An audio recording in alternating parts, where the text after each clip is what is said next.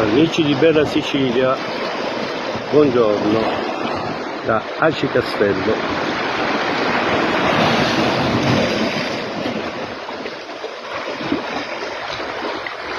Esattamente siamo al centro tra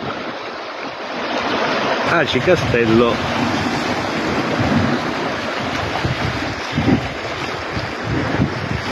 e Aci Trezza, con i suoi bellissimi faraglioni. Siamo nella spiaggia dei Ciclopi.